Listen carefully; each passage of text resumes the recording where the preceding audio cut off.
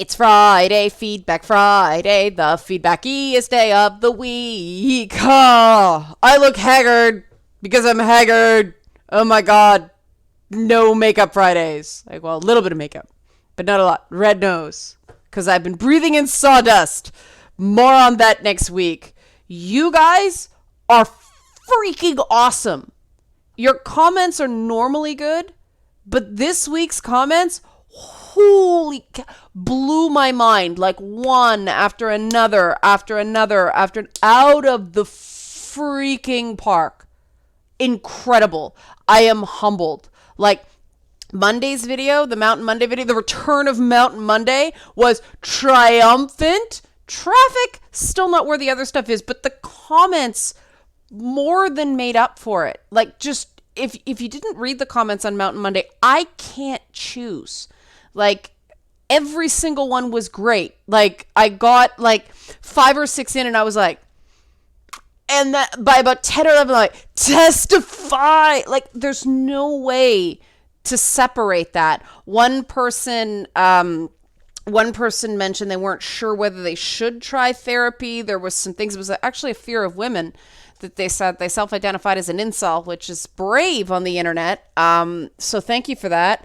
But they said they're not sure there are benefits to being an incel. Now, I will point out that incel means involuntarily celibate. So if you are doing something involuntarily, you know what?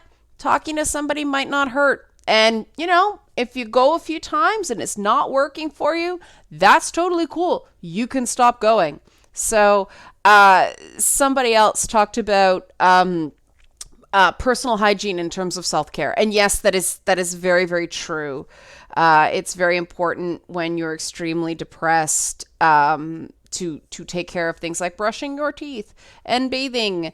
And they mentioned journalizing, keeping a journal of things. One of the things I found really helpful when I was younger was something I called a proud book, because I was super hard on myself and had trouble seeing my accomplishments for what they were. And I read a wonderful book called Reviving Ophelia, Saving the Selves of Adolescent Girls. I think it was by Mary Pfeiffer. I think that's the name. But it suggested you write down 3 things you are proud of every day. And it can be something as small as got out of bed this morning, did the dishes this morning, washed my... something that took some effort. It is amazing how much it changes your thinking and how much it makes you recognize your own achievements in a way, at least I didn't before. Yes, I was that hard on myself. I am a gamer and a nerd about 10 times over. My nerds have nerds. I am very tough on myself. Then I thought the Rosh Hashanah video was just going to be a throwaway. And a bunch of people from Israel were like, I didn't know you were Jewish, which is pretty funny. I get that a lot. I get the I don't look Jewish all the time. The ginger is like stealth everything else. I did one of those DNA tests and I'm actually more the Jewish part of my family is actually stronger in my DNA than the Irish and the Scottish. It's weird. Yeah, the German DNA is actually stronger, but the ginger hides it all. So I am stealth. Which might be why one of my favorite books of the scripture, the Tanakh, is the Book of Esther. But there was a lot of cool stuff. Shana Tova to you guys as well. Have a good fast on Yom Kippur. I have to figure out when that is so I don't mess up like I did Rosh Hashanah. But someone asked about the Jewish question of sin, and they actually did answer it in the comment section. But this is interesting to talk about because this is one of the things why Judaism works for me in a way that other stuff didn't. Like, other religions are pieces of it. I love the pagan rule of 3. You know, what good you do comes back to you threefold. What evil you do comes back to you threefold. I love that. There are parts of Christianity I like a lot as well. Christmas, Easter, I like bunnies. But the thing that makes me go, no, I'm Jewish. I'm a Jewish person. This is what works for me. One of the things is the concept of sin. I actually really like ritual as well. I'm a gamer. I'm a rule lawyer. 613 commandments. Sign me the freak up. You know? Baruch Hashem Kanena Hora. You know? For the people who understand what that meant, you are laughing. Everybody else, don't worry about it. But they asked about the Jewish concept of sin, and somebody responded accurately in the comments, but I thought this was interesting because it is very different. I hate the term Judeo-Christian because there are fundamentally different interpretations. Like, yes, it is the same book, the Old Testament, but the interpretations of it are fundamentally different. Like, most people think of the one commandment in Christianity as thou shalt not kill. In Judaism, it's thou shalt not murder, meaning killing in self-defense is all right. We also don't name a baby until 8 days old because infant mortality was so high that there was no abortion debate in, ancient Israel. We don't have those conflicts the same way. But the concept of sin, I love it in Judaism. I love it. There is no such thing as hell. There is limbo and there is heaven. And true story.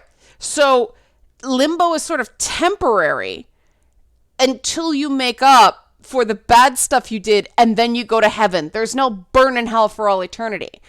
But the concept of sin also separates sins against God, which for a lot of people is eating bacon. I don't eat the pork, but some people do. But like eating bacon is a sin against God. Wearing garments that are mixed fabrics is a sin against God. Violating the Sabbath is a sin against God. I do that one all the time. I work Saturdays way too much. But the sins against people, other people, are actually considered more bad. And I really like that. Like, it's less, God's like, whatever, I will understand. You may have to do some time, but I get it. But the sins against other people are critical. And I talked about that a bit. But yeah, there's no hell. And even the idea of heaven, the idea, based on the scholarship I've read, and yes, this is what I choose to believe, but it's basically like, we don't know what heaven is. It's not corporeal. It's something we can't completely understand. And if you get into Kabbalah, it's really cool. I actually have a whole idea about a video game that's about the Kabbalah from a female perspective. Yes, I have that. It is designed in my head. I actually wrote it down. But it's basically heaven will work itself out if you live a good life now. Don't worry about it. And there's a lot of that in Judaism as well. Like when the Mashiach comes, when the Messiah comes, and you have a sapling in your hand, you're about to plant a tree, and the Mashiach comes, plant that tree and then go out to greet the Mashiach, because there were so many false prophets throughout the history of Judaism that they're like, whatever, the Messiah will understand. You do what you have to do. And there are such wonderful stories. I mean, one of the greatest minds, like the Aristotle of Judaism, Hillel, which informs so much of my rhetoric and ethics and understanding of things, how to argue. The Hillelian method is understand the other side perfectly, be able to explain it before you give an ounce of criticism to it. You need to understand it before you can criticize it. I wish more people took that to heart. But Hillel, his life was actually saved by breaking the Sabbath, by kindling fire on the Sabbath, because he was born poor. And he was sitting outside, I believe on a rooftop, as the story goes, listening to the rabbi speak, and he almost froze to death. So they found this, young man half dead. And so they actually started a fire to create warm bathwater to save this great Jewish scholar. And it really shows that sometimes you do have to break some of these rules for the greater good. And I absolutely love that about the faith. It makes it hard, but Israel means wrestles with God. I actually did a science fiction anthology called Wrestling with God that's all about that. In order to truly understand your belief system, you must test it. You must fight it. And I strongly believe that, which is why I love you guys, because you test me, you challenge me, and you're awesome.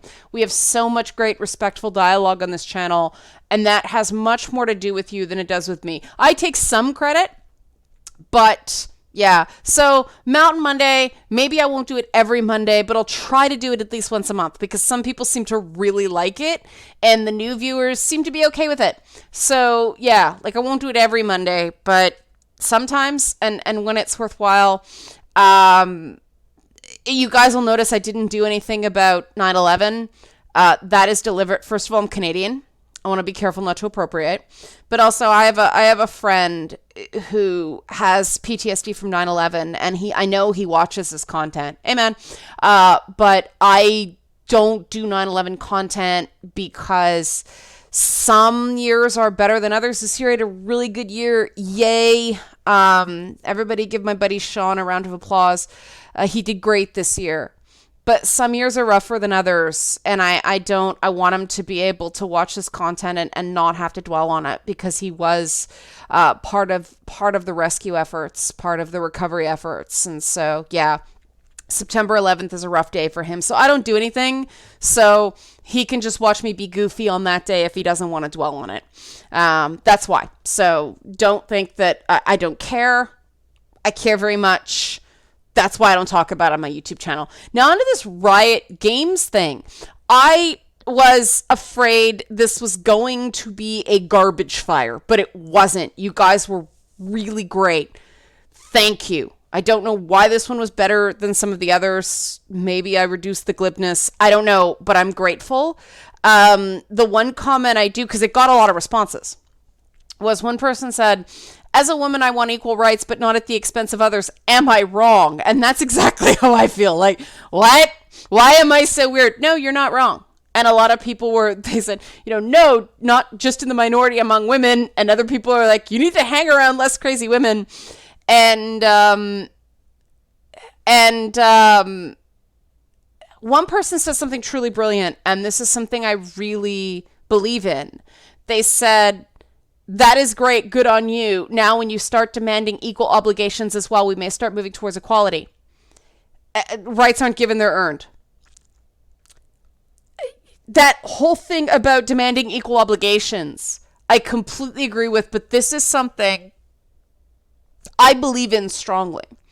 I believe in equal obligations, but I have been seen as a complete bitch on wheels. I choose that word very, very carefully because I have demanded equal obligations, specifically in terms of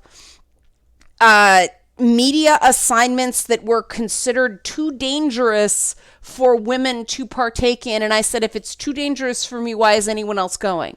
If you guys think it's safe enough for you, then I should be going as well. And the unspoken thing, the look I got was, but where guys were not going to get raped. And this is a really difficult thing. But I don't believe in gendered conscription. I think that if you're going to draft men into the military, you should draft everyone in the military. I think in the case of families with children, only one person should be drafted or eligible for the draft, but it should be the person who's not the primary caregiver for the kids.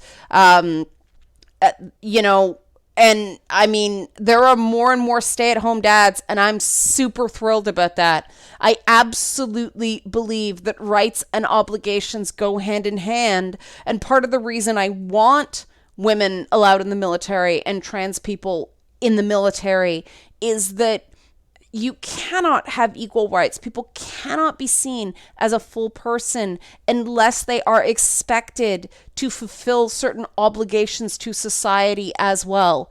So I really do think that, part of that obligation, I believe, is the responsibility to be assertive. None of this nonverbal cue things. Learn to say no. That's a major obligation. Back in my day, what they trained us to do is say no, but that was tied into the whole, it went a bit crazy because yes, there's something to say that, rape prevention, like teaching women how not to get raped, it doesn't totally work. You have to involve men. But then this idea that, don't rape as opposed to don't get raped became, well, he ignored my nonverbal cues. And the way I was trained, like, you have to ask the person, did you actually say no? No. I mean, sexual assault isn't you did it willingly and then felt bad about it later. No, you consented. But the word no, yes, it makes you unpopular. And the problem is, and please don't get offended, guys, this is just the truth. I found this out at 28 years old. When I was 28, I learned the word no. And I stopped being cute. That was when I grew the hell up. I learned the word no. So it wasn't, well, I don't know. I didn't hedge anymore. It's like, no, I don't want to do this. And you get called a bitch for about another 10 years of your life until you're old enough that no one really wants to sleep with you because you're not cute at all anymore. And then you're allowed to say no without social penalty. But learning the word no is exceptionally important. No, I don't want to do this. No, I don't want to see that. No, I don't want to see your stupid friend. No. No is an empowering word because you cannot truly say yes unless you learn how to say no, and vice versa. So you're right. There is an alpha and omega. There is a yin and a yang. There is always an opposite to something. So I'm sure some people will get mad at me, but I want to back this commenter up. Equal obligations are part of equal rights. You are absolutely right, commenter. And this is why I always say, if it's not right to do to a woman, it's not right to do. It isn't, oh, you can trash talk the crap out of a guy online, but you can't do to a woman. It's either wrong or it's right. It isn't, it's okay to do to a guy, but not a woman. I completely agree. So now that I've gotten myself in enough trouble, oh crap. I forgot to do the shill. Help support this channel. Become a monthly patron. Patreon.com/LeannaK. The patrons this week got a very funny video of my dog Loki being pathetic. So that's part of the content you get is an inside, more slice of life. You get to see more of what's going on with me, but also you get to be a part of shaping the content in a really integral way. The patrons are, the thing that's amazing about Patreon is that people are financial investors with no expectation of return. So the return I create is access.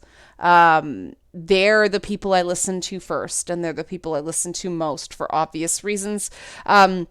Some people did comment privately, sometimes on Patreon, sometimes in email. I have been working through those. I totally understand why some people don't want to comment on personal mental health stuff publicly. I completely get that, especially when people use their real names for YouTube. So that's one of the things that Patreon does. There's like a one-on-one. I do respond. Sometimes it takes me a while, but I always eventually respond. But yeah, next week is going to be chaotic again, but I will pre-record. I'm going to have to look up when Yom Kippur is so I don't mess that up. It's like Tuesday or Wednesday, I think. But yeah, thanks for watching. Thank you for your awesome comments, and I shall see you next week. Have a great weekend.